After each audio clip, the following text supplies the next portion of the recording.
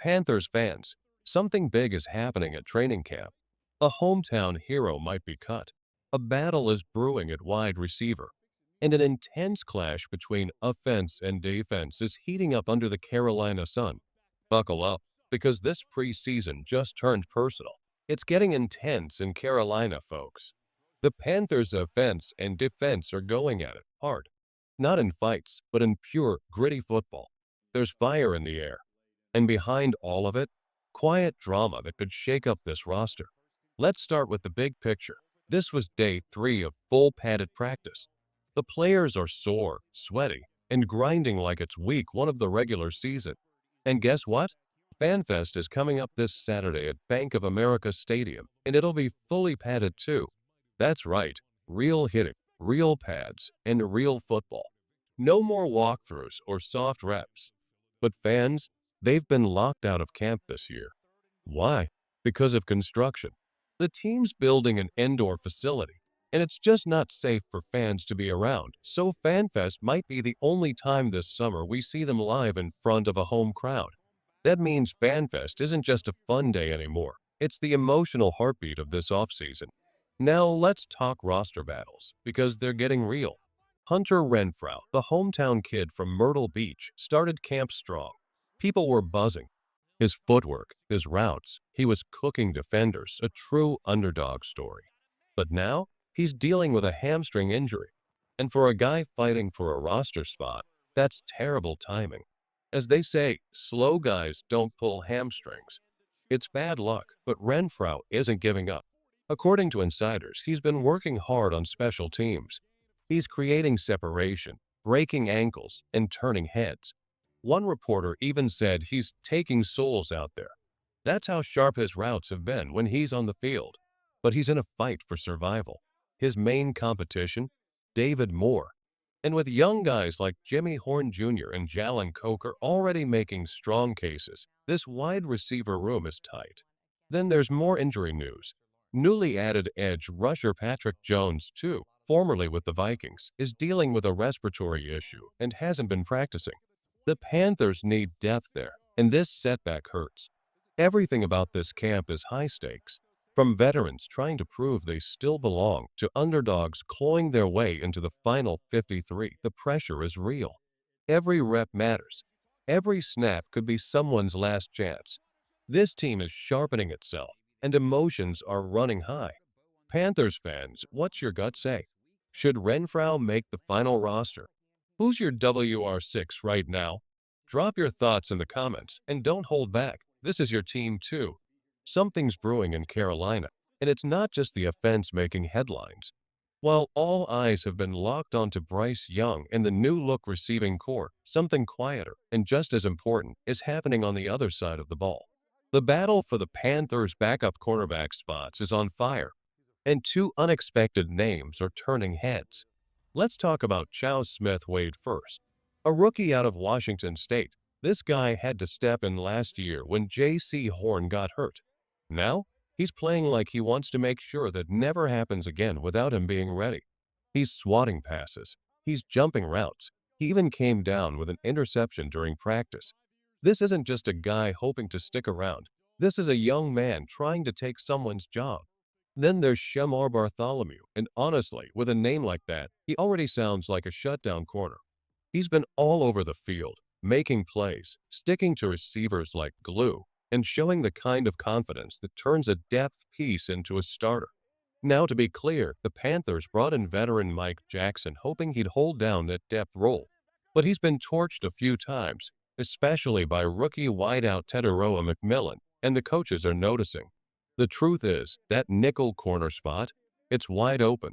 And both Smith-Wade and Bartholomew are pushing hard to claim it.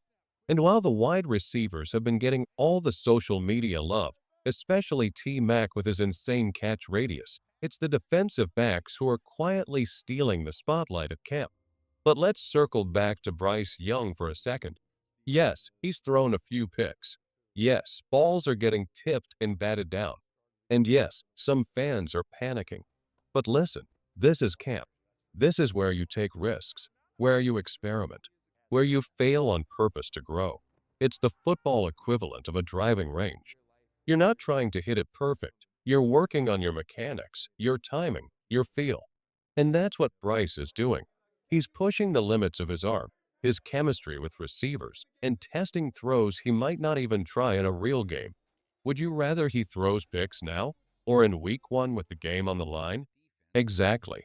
Now back to T Mac. He's still doing his thing. He's making crazy catches on balls that are too high or too low, using that freakish 6'5" frame and long arms to bail out the quarterback. But there's still a flaw separation. In one-on-ones, he's not always creating distance. That's not his game. He's not quick out of breaks. He's a jump ball monster. He's going to win with length and top-end speed, not twitchy footwork. And that's okay, as long as he keeps catching everything. And let's not forget Jimmy Horn Jr., a completely different weapon. He's fast. He's physical. And during a sideline rep, he made one of the catches of camp, a body contested snag against a tough defender in tight coverage. He belongs. There's no doubt anymore. Jimmy Horn Jr. is making this team. This is what we love about camp. Stories we didn't see coming, battles we didn't expect, and players refusing to be overlooked. Panthers fans, which of these young corners do you believe in? Are Smith, Wade, or Bartholomew ready to step up if J.C. Horn goes down again? And is Bryce Young doing the right thing by being aggressive in camp? Drop your thoughts in the comments. We want to hear from you. Jimmy Horn Jr. just got rocked in practice and didn't even flinch. The rookie wide receiver took a big-time hit after making a tough catch across the middle. Most guys would have dropped it. He didn't. He held on, popped right back up, and kept moving like it was nothing. That moment said everything you need to know about Jimmy Horn Jr. Tough, gritty, unshakable. Some Panthers reporters have even started whispering something bold, something sacred in Carolina. The name Steve Smith. No, they're not calling Horn the next Smitty, but they're pointing out the energy, the edge, the you can't break me attitude. Like Smith, Horn was a late round pick. Like Smith, he's making his mark on special teams early. And now, he's catching punts. He's catching bullets across the middle. He's out there demanding a spot, not asking for one. At this point, it's not a question. Jimmy Horn Jr. is making the 53-man roster. He's not just hype anymore. He's proof. But while one young receiver is rising, one Carolina legend might be getting ready to say goodbye. Let's talk about Taylor Moton, the Iron Man of this offensive line, the quiet warrior who's been anchoring the right side of the Panthers line for nearly a decade. The man's been through everything, 5 head coaches, rotating quarterbacks, and far too many losing seasons. But he never complained, never quit, just kept showing up. This week, though, we saw something different from Moton, something raw. He got emotional during an interview, talking about what this team, this city, this place means to him. He talked about blood, sweat, and tears, about his children being born in Charlotte, about how this might be his final year in a Panthers uniform. And honestly, it hit hard. You don't often see the big guys cry, but Moton isn't just another lineman. He's a foundation. And when a foundation starts to crack, not from weakness, but from wear, it reminds you just how much he's carried. The toughest part? The team hasn't extended him. And when Panthers front office exec Brad Tillis was asked about Moton's future, he didn't offer any comfort. He simply said they'll do what's best for the Carolina Panthers. That's not a promise. That's a warning. If Moton is traded or released to clear cap space, don't be surprised. It's a cold business, even for the guys who gave everything. So while we're celebrating young stars like Jimmy Horn Jr., let's not forget the veterans who built the ground they stand on. Panthers fans, are you ready to move on from Taylor Moton? Or should the team do everything possible to keep him in Carolina? And what's your take on Jimmy Horn Jr.? Is he this year's breakout story? Let us know your thoughts in the comments. The clock is ticking, and if this really is Taylor Moton's final ride in Carolina, then damn it, give the man a reason to smile on his way out. 10 years. That's what he's given to the Panthers. A decade of blood, sweat, and heartbreak. He's played through losing seasons, coaching changes, and rebuilds. He's kept his head down and blocked like a warrior while the world around him kept falling apart.